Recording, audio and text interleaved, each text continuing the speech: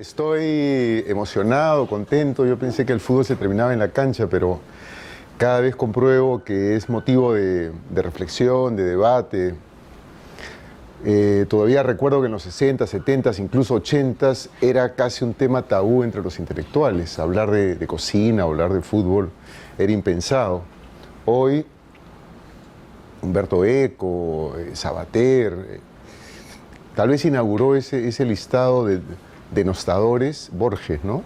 Rajando duro del deporte, pero también ha habido una legión grande de intelectuales que aplauden el fútbol y que celebran el fútbol como un deporte multitudinario y la pasión más poderosa, incluso a veces más poderosa que el amor, que es lo que yo sostengo, ¿no?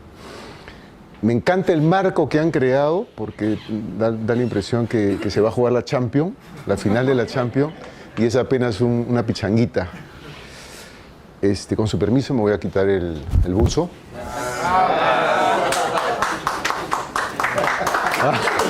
Ya. Bueno, Natalie me pidió ayer, en realidad no ha habido mucho tiempo de organizar y a veces las cosas, como esa pichanguita que sale de un momento a otro, y nos cuesta trabajo reunir a los jugadores y poner un par de piedras, en fin, vamos a hacer lo que se pueda en el corto tiempo que he tenido para recordar ese enorme amor que tengo por el fútbol, ¿no? Les hemos alcanzado un textito donde figura un prólogo, es solo el extracto de un prólogo, de un libro que publiqué hace algunos años, que se llama Bien Jugado. Es este libro, un libro voluminoso, que en realidad debieron ser 2 tomos, que pretendía recoger lo mejor que se había publicado en el fútbol en el país, ¿no? Por supuesto que las editoras de Santillán, entonces, al cual pertenecía el sello Aguilar, se alarmaron, me aseguraron que esto no iba a tener ningún resultado exitoso. Entonces probaron suerte con el primer tomo que reúne narrativa, vale decir narrativa de ficción y narrativa de no ficción, crónica periodística. Y hay, como se dice de manera cursi, firmas de mucho prestigio, Vargas Llosa, Ribeiro, Bryce, Jaime Bailey, en fin. Y quedó un segundo tomo, que hasta ahora está inédito, ojalá Generales se animara a publicarlo, que reúne otros géneros que también pertenecen al dominio de la literatura, como es la poesía o la canción popular incluso, ¿no?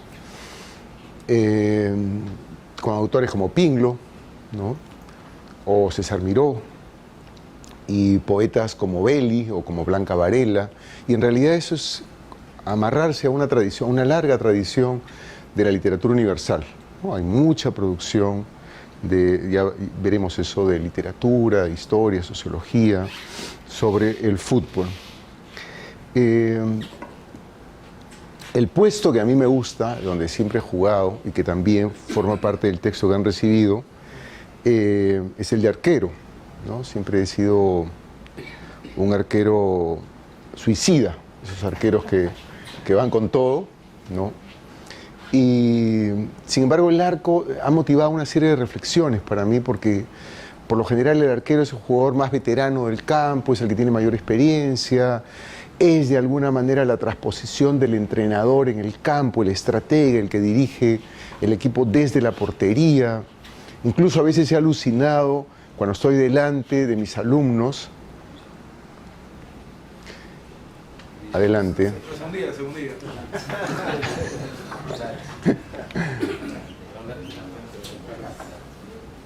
Siempre he alucinado cuando estoy delante de los alumnos, encuadrado por el pizarrón. He imaginado que estoy delante del arco, ¿no?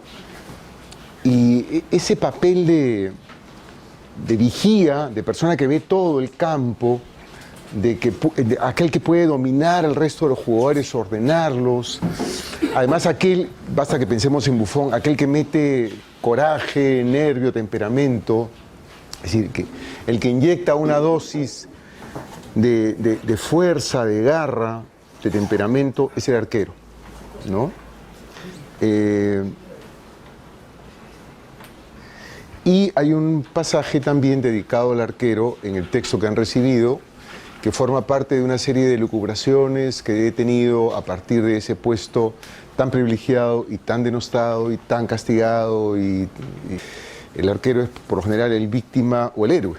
Hay que estar cuadrado bajo los tres palos para ver lo sacrificado que es ese puesto.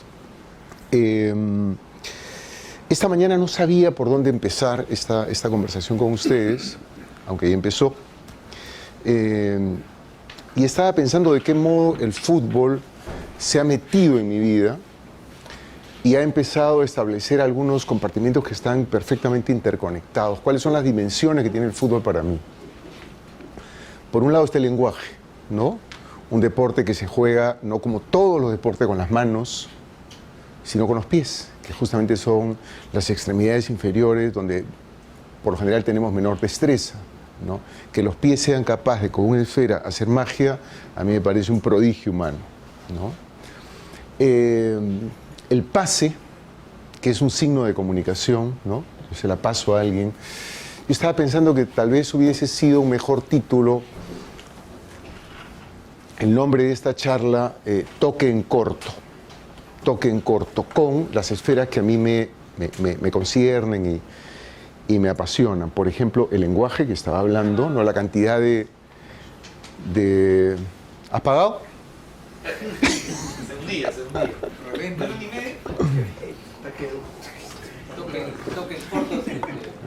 Toque en corto, al estilo Barça. Claro, el tic-tac, ¿no? Tocar... El lenguaje me ha apasionado, ¿no? La cantidad de adjetivaciones, locuciones adverbiales, giros, que están vinculados al fútbol, que han terminado haciendo de ese lenguaje lo que llaman algunos lingüistas un discurso repetido, ¿no? Ya todos estamos bastante familiarizados, o casi todos, o muchos. Entre paréntesis, qué molesto resulta estar viendo un partido con la novia o con la esposa y que estás emocionadísimo. No voy a contar lo peor que nos ocurre, que en los momentos de mayor, o sea, en los momentos cruciales cruza la esposa o la novia, ¿no? Hay un cuento de Cueto donde la mujer súper solícita le ofrece 1000 cosas, lo engríe, pero pasa justo en el momento de peligro y termina ahorcándola, ¿no? El protagonista del cuento. Pero digo, ¿cuánta contrariedad nos produce? Estamos viendo un partido y se produce un offside o un lateral y el jugador saca con la mano y la chica que está al lado, la novia que está al lado, la esposa que está al lado. ¿Y por qué agarra con la mano?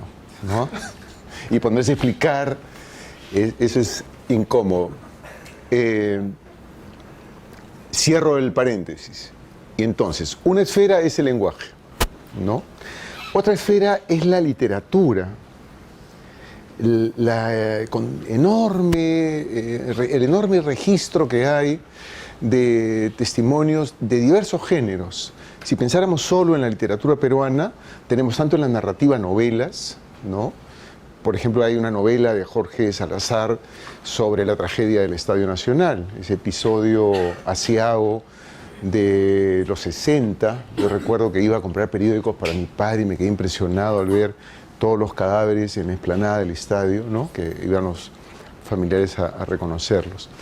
Hay narrativa en novela, hay mucho cuento, hay un cuento de Ribeiro, hay cuentos, más de un cuento de Ribeiro, un texto medio cronicado de Bryce. Hay pasajes de fútbol, hay pasajes de fútbol en Los Cachorros de Vargas Llosa. Hay incluso, eso me parece insólito, pasajes de fútbol en La Casa de Cartón de Martín Adán, ¿no?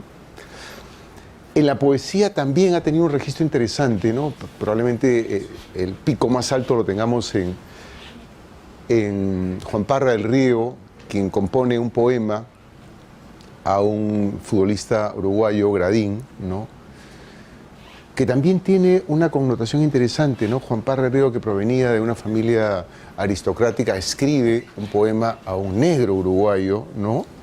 Un negro uruguayo que además fue autor del segundo gol en un partido contra Chile, o creo que de los 2 goles, en un campeonato sudamericano, y los chilenos pidieron que se anulara ese partido porque a Uruguay había hecho alinear jugadores negros, ¿no?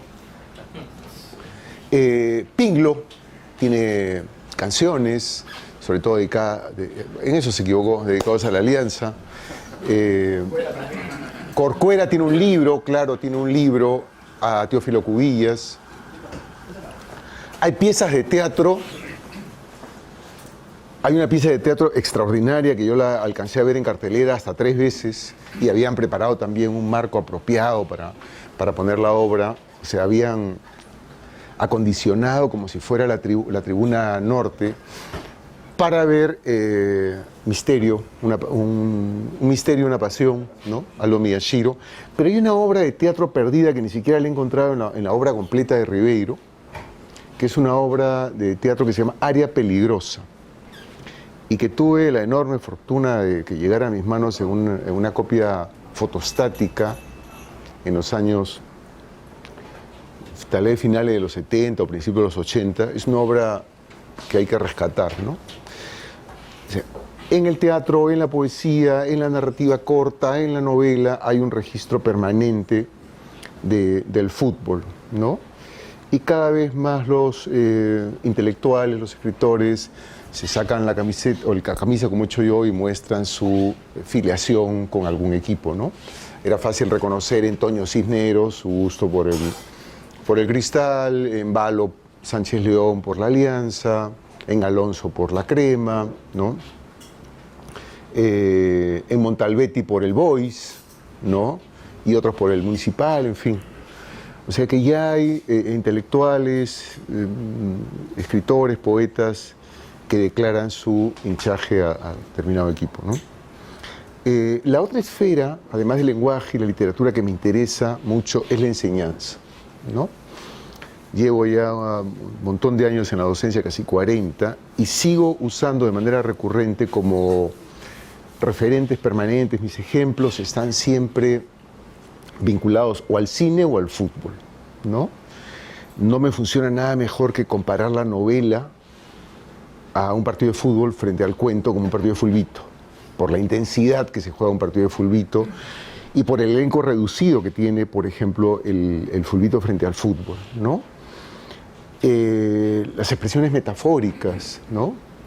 Abrir la cancha, cortar un avance, salir a cazar mariposas, en fin, una serie de expresiones que funcionan perfectamente con los chicos, porque el fútbol, junto con la música y el cine, es un área de consumo masivo para los jóvenes con quienes trabajamos, ¿no? Tenemos el lenguaje, la literatura, la enseñanza. También la historia y la sociología me interesa vincular el fútbol. Para algunos ese rectángulo es una especie de escenario donde funciona una sociedad modelo, no creo que sea tan así, me parece que es una mirada idílica. Lamentablemente el fútbol también está manipulado, hay unos títeres nefastos que son los dirigentes, tanto aquí como fuera, pero sobre todo aquí, donde hay tanta pobreza. He conocido muchos casos de gente en la miseria que han sido explotados de manera malsana por nuestros dirigentes.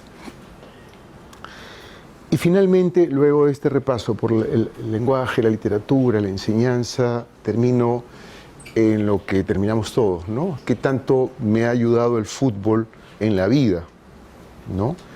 Hay una frase recurrente de Camus, quien fue arquero de la selección juvenil en Argelia, quien afirma que todo cuanto sé de moral lo aprendí del fútbol. Es verdad, a mí el fútbol me enseñó a crecer, el fútbol me enseñó a crear mundos distintos al que yo vivía. Todas las vidas son difíciles y duras, incluso la vida de la infancia, y una manera de escapar de esa soledad o esa manera de escapar del infortunio de nuestra infancia o de los momentos tristes de la infancia era pensar en el fútbol, pensar en esos ídolos que para uno tenían más importancia que los santos o que los héroes nacionales, ¿no? Probablemente Roberto Chale o Perico León era más importante en el fin de los 60 y en el Mundial del 70 que Miguel Grau o Avelino Cáceres, ¿no? Y luego esa fidelidad también, hace un momento lo comentaban acá, que nos enseña esa especie de compromiso moral que nos enseña el fútbol, de ser leales con un equipo, ¿no? Porque el fútbol no solamente es un juego, es un deporte, y eso le da una catadura moral, ¿no? En el juego uno busca la diversión, el entretenimiento, el pasatiempo. En el deporte uno busca el resultado, el compromiso, el esfuerzo, la lealtad con sus compañeros, ¿no? Probablemente eso me hizo hincha crema también, ¿no? Siempre me pareció que en el futbolista aliancista había una especie de gracia excesiva por el firulete, una especie de regodeo por el ego, ¿no? El ego frente a la lealtad del jugador que se barre, que no le interesa quedar mal, que si ha perdido la pelota regresa para recuperar el balón. Eso yo lo aprendí en los 60, que fue la época en que me decido ser hincha crema, y creo que ese hinchaje ha marcado a fuego mi vida, ¿no? He sido así también como jugador, creo ser así como maestro, como papá, ¿no? El deporte nos exige un sacrificio que, no sé, son razones que todavía no se prestan mucha atención. Yo el otro día pensaba que se ha creado, antes nos contentábamos con ver el fútbol, es más, desde antes nos contentábamos solo con escuchar la radio, ¿no? Que algunos locutores radiales creaban otro partido del que en realidad se estaba jugando. La radio era una especie de surtidor de imaginación, ¿no? Recuerdo algunos grandes locutores de radio, bueno, Pocho y Artacho básicamente, ¿no? Pero veíamos el fútbol y nos complacíamos con eso. Ahora existe la previa, hace unos 10 años la previa, que son los minutos previos a un partido, cómo lo viven los jugadores y cómo lo viven los espectadores. Yo me sigo preguntando y reclamando, ¿por qué no hay algo que podría llamarse la posteriori, donde pudiéramos ver qué pasa después de un partido? Yo quisiera saber si nuestros jugadores se duchan con agua fría o caliente, que no es lo mismo. Si nuestros jugadores reciben masajes o no, y de qué se alimentan y cómo pasan esa noche después de un partido, ¿no? Hay un comportamiento en el jugador que no se circunscribe al desempeño en el campo. Hay un antes, un después y un durante que son importantes, ¿no? No sé si han transcurrido, creo, de más el primer tiempo, ¿no? Como para abrir juego, ¿no? Ya dieron el play de honor y hemos jugado este primer tiempo. Y bueno, encantado de recibir los penales que ustedes quieran dispararme. Ahora que digo penales, también hay una novela que leí en los 70 de un alemán, El miedo del portero al penalti, de Peter Handke, ¿no? Que muestra ese encrucijada moral que vive el arquero, ¿no? Probablemente el arquero sea por eso que Camus fue arquero, ¿no? Probablemente sea el personaje emblemático existencial en la cancha frente a los demás que parecen divertirse. El arquero está en el gran dilema, ¿no? De tener que ser libre, ¿no? Pero a conciencia, ¿no? Tener que elegir más que ningún otro, ¿no? Una falla del arquero es crucial. Los jugadores pueden divertirse.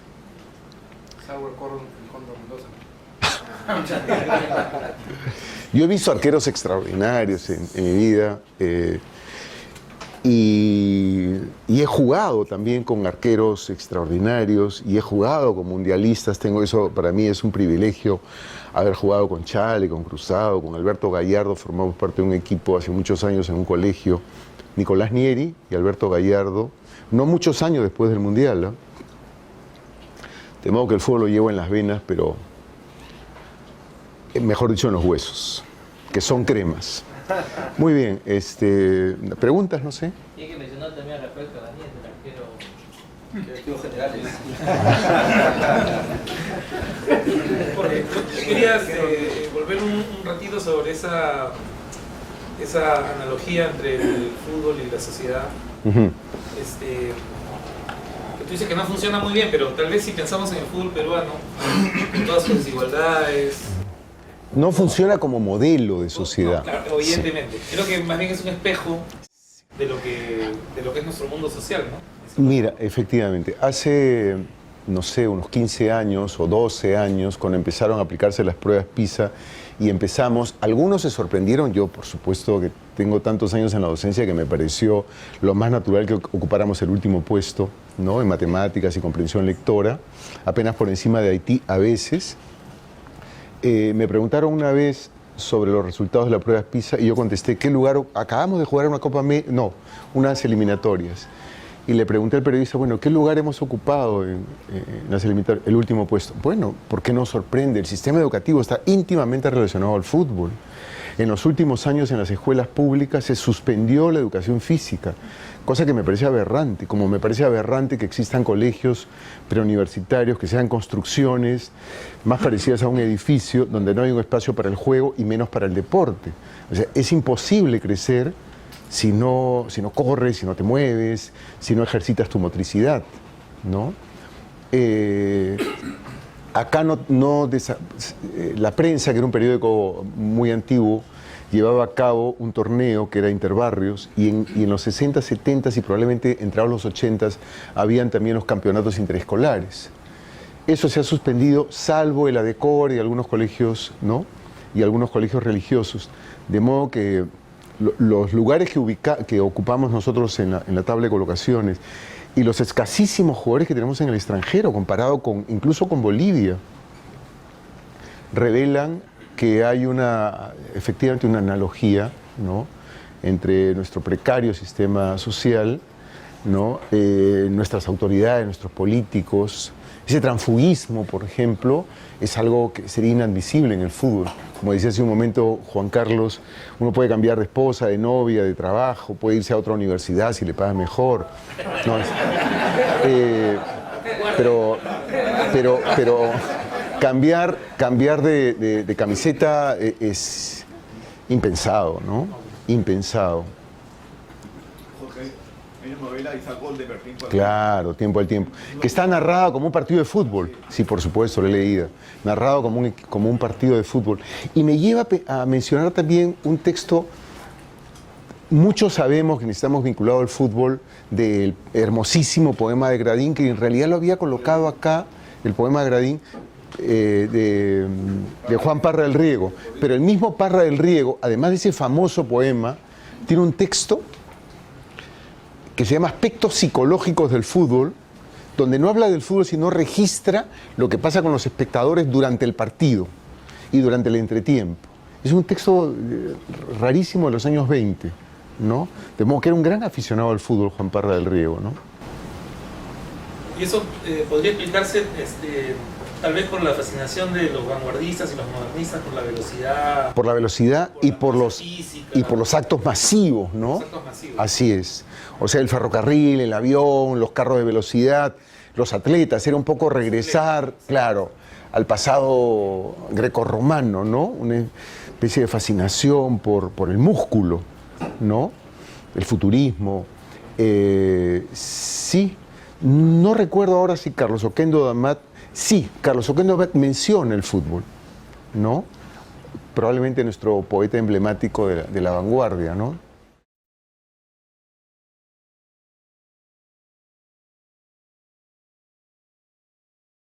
Yo no sé si el fútbol es el rincón, no el rincón de las ánimas, sino el rincón del pesar en el fútbol, porque también se han creado mitos en el fútbol que nos han permitido glorificar ciertos momentos del fútbol. Por ejemplo, ese antiguo texto del mejor Sondeik, cuando escribe las Olimpiadas, donde aparecemos como los ganadores absolutos y Hitler intervino para arrebatarnos la copa, ¿no? Que es una falsedad. Después se ha demostrado, estudios posteriores han demostrado que es mentira. Pero ahora, recordando a Ribeiro, recordando a Vargas Llosa, es probable que sí sea ese recodo donde está también el resentimiento, el dolor. No tenemos mucho que celebrar en el fútbol, ¿no? Incluso esa crónica extraordinaria de Toño Cisneros, de cuando nos despedimos del Mundial, ¿no? Empieza de una manera frenética y, ¿no?, uno lo lee con enorme entusiasmo y antes que se desborde tu entusiasmo ya se nos viene la noche, ¿no? Y de súbita cera, porque perdemos 5-1 con Polonia. Sí, también la literatura, como hace con la escuela, ¿no?, registra, salvo esa gran mentira de Sondeik, no recuerdo en este momento que el fútbol sea un espacio festivo, más bien es un espacio del dolor o de la evocación más bien triste, ¿no? Yo sigo siendo un hincha enceguecido por la pasión, sigo jugando pelota, procuro seguir el torneo local, me doy cuenta perfectamente que hay un abismo entre el protofútbol que se juega acá y el fútbol de otras ligas, ¿no? Y cuando logramos conformar un equipo acá, en realidad no estamos viendo 11 millonarios. Yo creo que hay 4 o 5, ¿no? El resto siguen siendo gente modesta, sufrida, y el nivel de esfuerzo que hacen algunos jugadores y el nivel de estrés que viven, yo pensaba también hace algunos días que probablemente, y se estás olvidando al entrenador que suele cobrar mucho también, uno de los oficios en ese momento que debe sufrir el mayor nivel de estrés debe ser un entrenador de las grandes ligas, ¿no? Que estudian a sus rivales, que uno ve efectivamente que hay una estrategia así. ¿Han comprendido mi estrategia? Después voy a hacer una pequeña prueba. Yo creo que en los equipos sudamericanos, incluyendo Brasil, me parecería una hipérbole pensar que hay 22 millonarios en el campo. Creo que todavía hay un sector grande en América Latina de gente que hace esfuerzos por mantenerse con sueldo. No sé por cuánto habrá arreglado Ruiz Díaz, pero es el jugador peruano mejor pagado en el medio, de lejos, ¿no? Ahora, sí es verdad que los millonarios están afuera. Yo conozco a algunos dirigentes de fútbol y conozco un representante de futbolistas que, como decimos vulgarmente, están forrados de plata, ¿no? Y alguna vez he ido a una discoteca reservadísima para jugadores y cuando llegan es como si llegara Corleone. Se le acercan las chicas, es impresionante cómo ellos que parecen mantener un perfil bajo frente a los reflectores, allí son los menes, ¿no? Y son los que ponen una caja de cerveza, ¿no? Ellos son los que manejan el dinero. En nuestro medio todavía hay un abismo entre el mundo dirigencial y el mundo de los jugadores. Como yo he sido jugador de potrero, nomás nadie ha pagado un real por mis servicios, pero sí es evidente que en los últimos 40 años ha habido una aceleradísima profesionalización del fútbol y el dinero que se juega es inimaginable, ¿no? En el fútbol peruano se producen menos esos pases, ¿no? Pero en el fútbol internacional, claro, ya se está comentando en estos momentos, por ejemplo, que Cristiano se va a la liga inglesa, por ejemplo, ¿no? ¿Cuánto irán a pagar por él? Pero yo me imagino que seguramente debo resentir, porque los jugadores tienen que tener alguna afiliación, ¿no? Un amor entrañable por alguna camiseta y, por supuesto, defender. Ha pasado en el fútbol nacional incluso con algunos pases que podían haber sido inimaginables, como, claro, jugadores que han pasado de la Alianza, incluso entrenadores emblemáticos que han sido jugadores emblemáticos como Roberto Chale entrenando a la Alianza, ¿no? Pero hace poco Guerrero, pues, ¿no? Guerrero, que era hincha del Corinthians y ahora es hincha de Flamengo. Pues. Así es. En todo caso hay jugadores como decía en algún momento Buffon, que aunque la Juve bajó, se quedó ahí. Buffon es un maestro, 37 años, y ese da el alma da el alma por el equipo, y efectivamente bajó con la Juve y no estuvo involucrado, por lo menos no se le demostró que estuviera involucrado en esos manejos mafiosos justamente de la dirigencia. Y volvió a primera y se mantiene y probablemente cuelgue los guantes cuando deje de jugar en la Juve.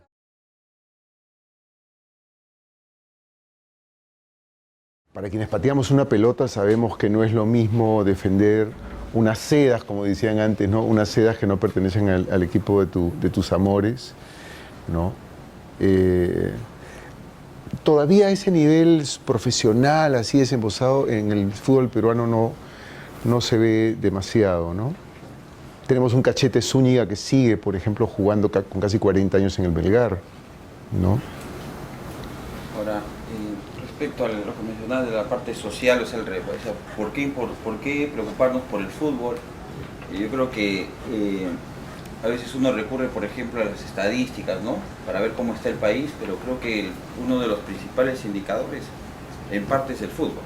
Tal vez si uno hace una investigación entre desarrollo económico, social, está reflejado en el fútbol.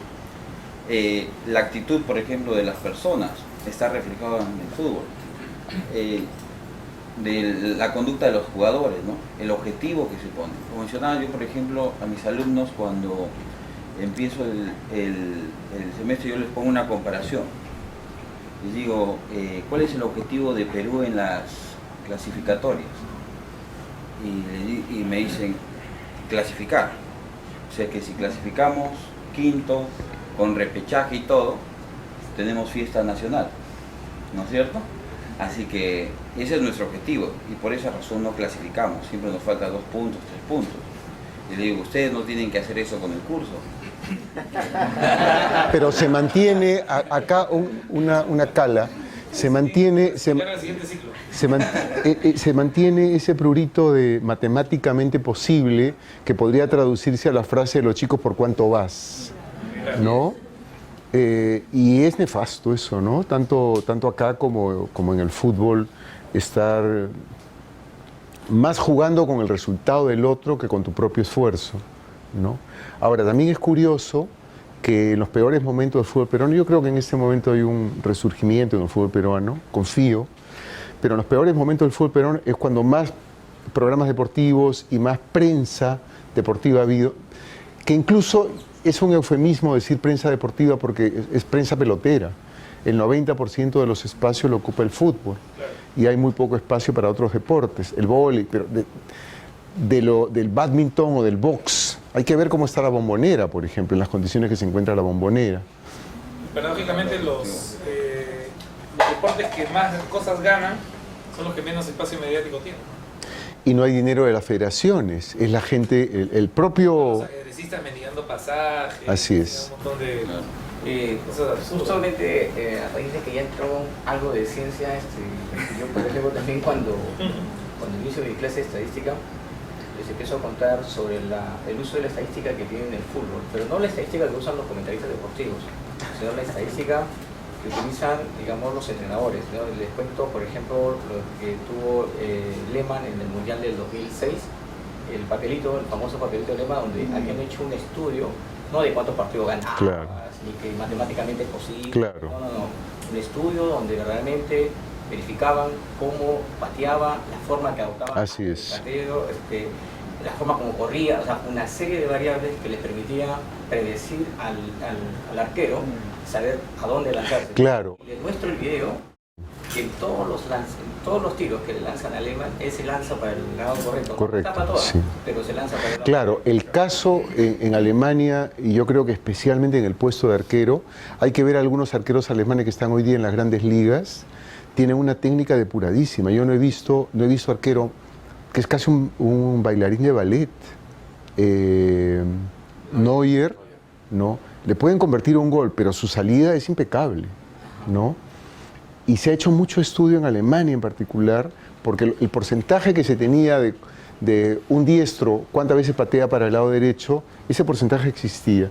Pero haber individualizado cada jugador, cosa que se hizo en el Mundial efectivamente, que se puso presagiar hacia dónde, ¿no? Bueno, y le valió la clasificación a Alemania. Para hacer la semifinal. Así es. Llegó, creo, con Italia y todos hablaban, porque llegaron al tiempo suplementario, todos hablaban del papelito con Italia. Pero claro, Italia le metió, creo que 2 goles, faltando muy poco para intentar el segundo suplementario y echó papelito, ¿no? Se acabó. Pero también he visto, por ejemplo, hasta en la película, es algo que yo le digo a los chicos, vean la película El juego de la fortuna. Es un tema de deporte en la que se ve como un entrenador utilizando ciencia, utilizando estadística, logró lo que otros equipos no habían logrado con un equipo muy barato, digamos. Entonces, digamos que la ciencia está siendo utilizada cada vez más con mayor... Claro, por ejemplo, no lo he leído, pero en ese momento se me ocurre pensar lo siguiente. También debe ser un producto de laboratorio haber establecido que el arquero no reviente la pelota. Acá en el medio, es cosa que me irrita, los arqueros siguen reventando como si estuvieran en el patio de recreo del colegio, ¿no? Cuando lleguen a Europa, y particularmente los arqueros europeos, alemanes, juegan la pelota con el balón, con el pie, ¿no? Y esa rotación que era típica de Guardiola tenía que pasar por el arquero, ¿no? Que era una manera de descomprimir la presión que estaba ejerciendo el rival, ¿no? O sea, el arquero es también un jugador, no solamente es el que evita los goles, tiene una participación activa en el juego.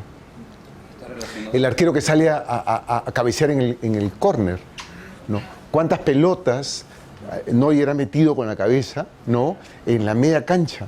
En la media cancha cabecea. Está tal vez relacionado con la actitud del equipo. O sea, la actitud, por ejemplo, si vamos nosotros a jugar contra Uruguay o Argentina de visitante, ¿no? Y el empate es un éxito para nosotros. Entonces, si estamos ganando 1-0, la reventamos. O sea, no hay esa garra, esa idea de decir, voy a arriesgar, lo gano, ¿no? Tal vez, ¿no? Decía, ¿no? ¿Por qué no clasificar, pero primeros, ¿no? Yo le estoy a mis saludos. ¿Cuál será el objetivo que ahora tiene Chile? Hay una vergüenza por ganar también, ¿ah? Claro, exacto.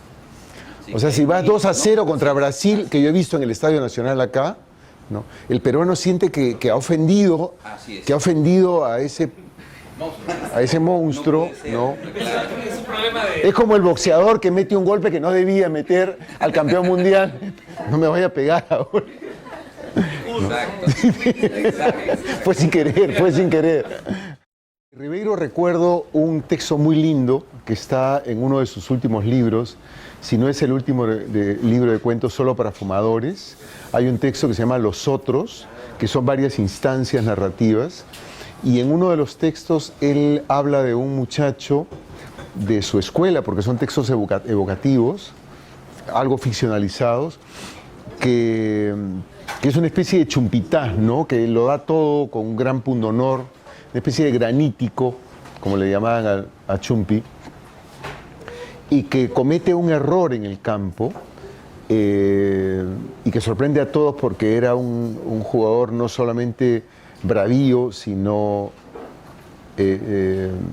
impecable en su juego, y todos lo increpan, y él se va a los camerinos cabizbajo y se ducha y se cae, creo, en la ducha, ¿no? Muerto, ¿no? Ese es un texto muy bello de Ribeiro. Luego mencioné una obra de teatro, Área Peligrosa, que es la historia de un arquero, si no recuerdo mal, de Ciclista Lima, ¿no? Que la obra nos ubica el 31 de diciembre a 7 o 8 de la noche. Hay un empleado público que está trabajando y tiene una carga de trabajo, una serie de compromisos que tiene que cumplir antes de ir a cenar con su mujer para recibir el año. Y no logra salir porque no cumple con todos sus compromisos, y llega este empleado que está dedicado a la limpieza, y ya es un hombre mayor, ¿no?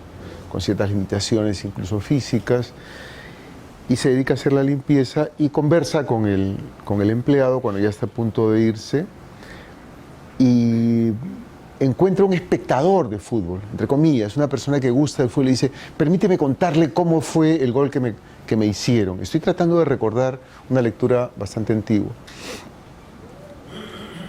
Y se sitúa frente al arco, coloca en un lado el trapeador y en otro lado el balde, ¿no? Y hace una pelota con un trapo y le dice: patee, dispare. Yo voy a reproducir cómo fue el gol que me hicieron y que produjo mi lesión, ¿no? Y hay un desenlace fatal en la historia. Es un texto muy bueno. Y seguramente me olvido de algún otro texto vinculado al fútbol, ¿no? Tal vez en algún cuento, no sé, si alguien recuerda algún cuento de Ribeiro. Hay uno de Bryce, ¿no? Claro, que es sobre un arquero, ¿no? Y también hay una mención en ese libro bellísimo, probablemente lo mejor de Bryce, Huerto Cerrado. Hay una mención en uno de sus cuentos, La vida es así, me parece, uno, ¿no? O el mejor negocio, que él se vincula al jardinero a través de la pelota, ¿no? Y termina siendo su mejor amigo, y es quien le presta un saco y una corbata para ir a una fiesta, ¿no? Es un cuento que pertenece a Huerto Cerrado en Bryce, ¿no? Jorge, disculpa, hay un cuento de, primero, qué alegría verte con esa camiseta, estás con la mía, Pero solamente un recuerdo. Hay un cuento Atiguiba, además un poco extraño, ¿no? De Ribeiro. Sí, pero claro. fue en la tribuna. De Ribeiro, efectivamente. Bueno, y hay otro de Benedetti, puntero izquierdo, que es esto. Claro. Y hay uno de Pepe Witch sobre los fantasmas en el Maracaná. En Maracaná. Claro. Sí. Se está persiguiendo, ¿ah? Y hay uno de Alonso Rabí sobre Lolo Fernández el Cañonero. Que una editora malhumorada Sí. retiró de un libro. Sí, sí, lo sé. Ya nos vengaremos. Hay un ensayo también de Vargas Llosa sobre Eh, Ganas Ciencianos, ¿no? Ah, claro. Claro, claro. Creo que vale la pena mencionar lo siguiente porque no es muy conocido o no es muy recordado. El año 82, en el Mundial de España, España fue el reportero, fue el periodista que cubrió el Mundial para el país. Y esos textos se reproducían en el comercio y extrañamente no han sido reeditados. En este libro yo incluyo dos textos y en uno de ellos, que es el que más me gusta, Vargas Llosa recomienda a los profesores de literatura llegar con sus crónicas deportivas el día lunes a clases y mostrarle a los alumnos todas las maravillas que se pueden hacer con el lenguaje, ¿no? O sea, Vargas Llosa conoce de fútbol. Otro que también ha incluido pasajes de fútbol en sus novelas y que ha escrito sobre fútbol, incluso una época llegó a tener una columna, un breve tiempo, una columna de fútbol, ha sido Bailey, Jaime Bailey. He jugado con Bailey pelota. Sí. Era bueno. Él jugaba en un equipo con los dos hijos de Cislo, con un hijo de Neira, de Hugo Neira. Sí jugaba bien, lo recuerdo como un chico muy tímido, pero de buen toque. Sí. Sí. Solo que marcaba, no sabía marcar, no sabía.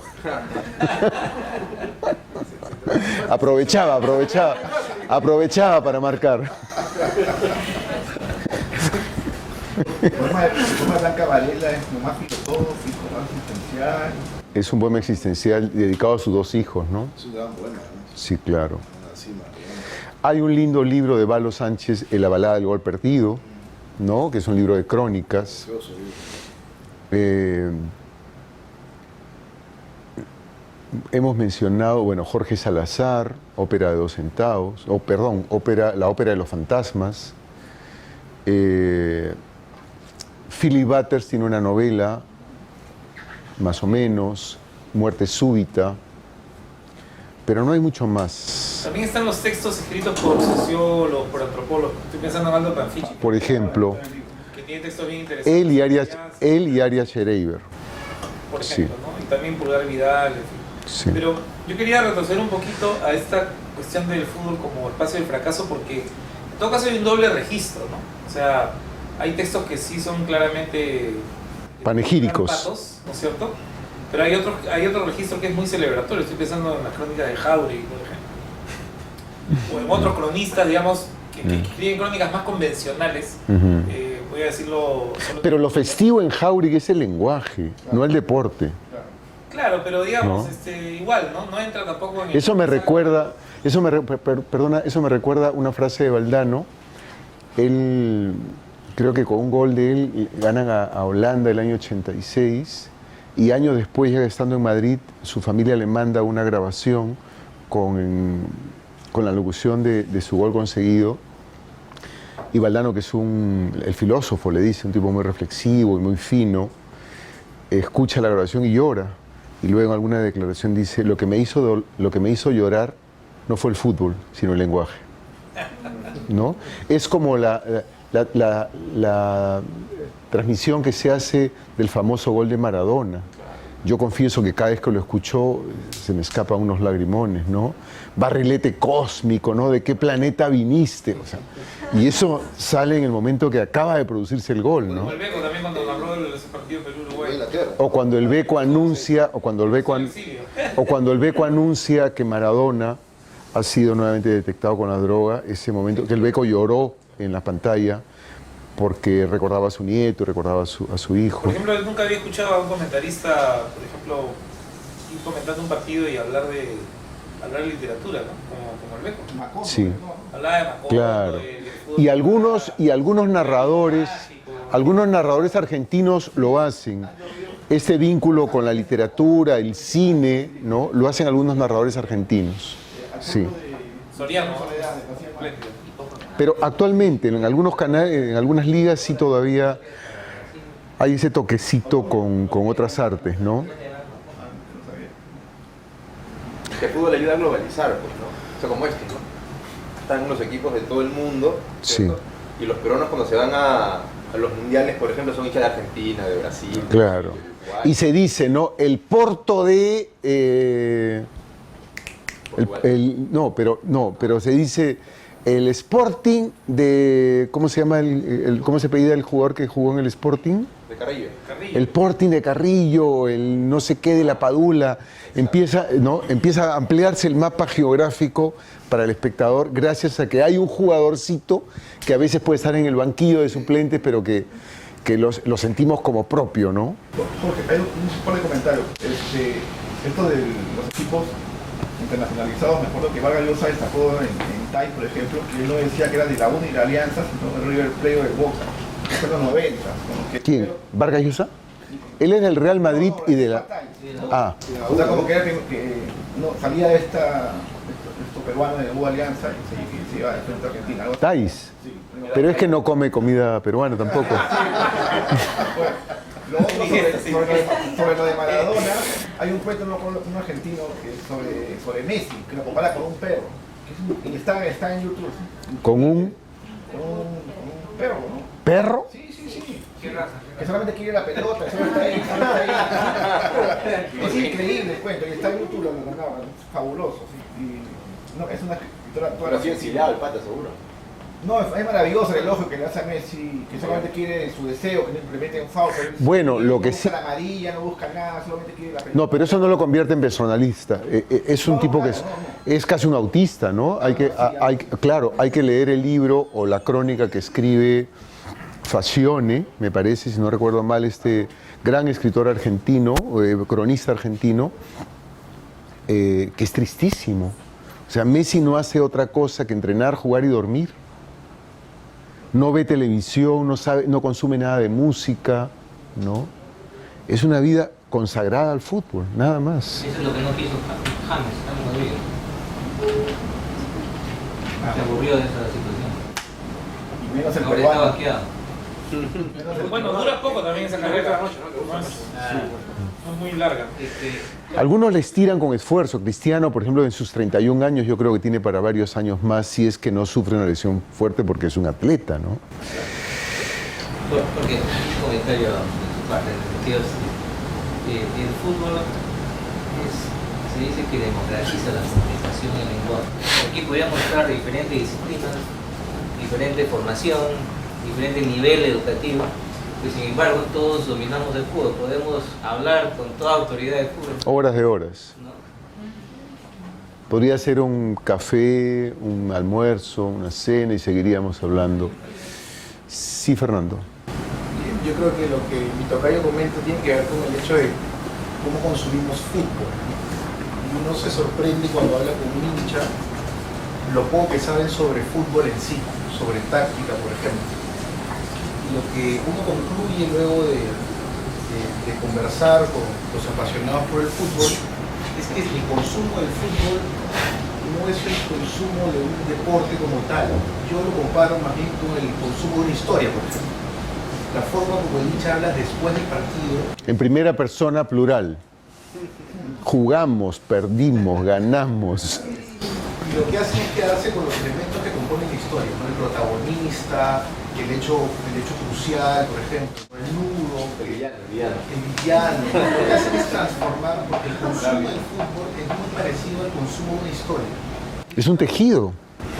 Y es algo que hacemos todos desde siempre y que no vamos a dejar de hacer nunca. Consumir historias es algo Así que es. excede incluso a la reflexión, digamos, abstracta, ¿no? Yo decía, sí, que el fútbol es un surtidor de la imaginación, ¿no?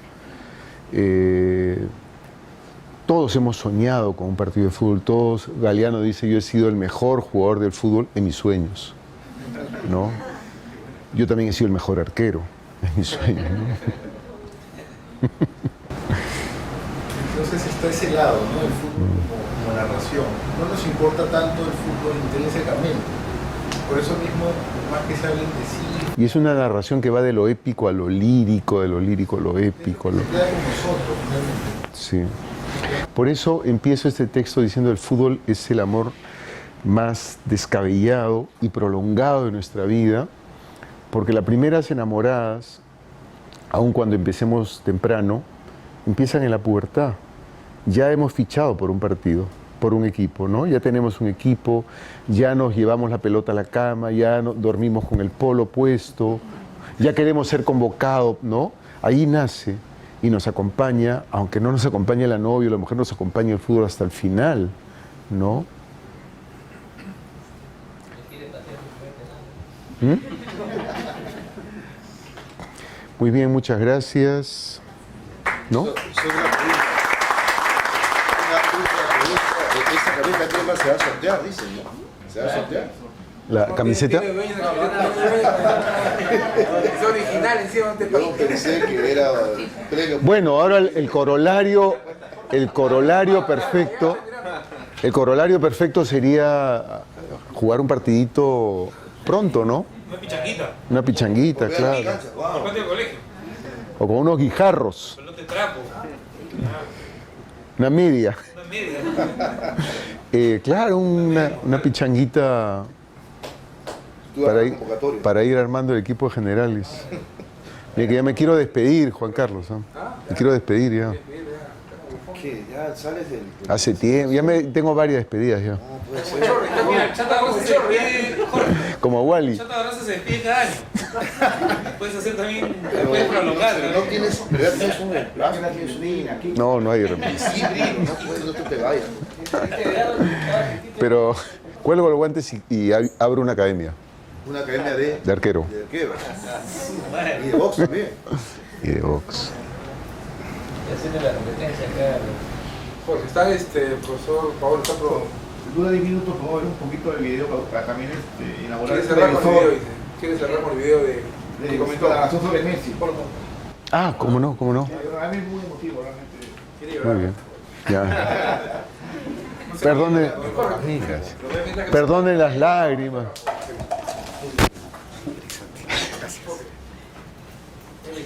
Muy buena. Cambio de camisetas. ¿Para qué sudamos la camiseta si después la vamos a cambiar? Claro, ¿cómo estás? Muy bien, porque pones celeste,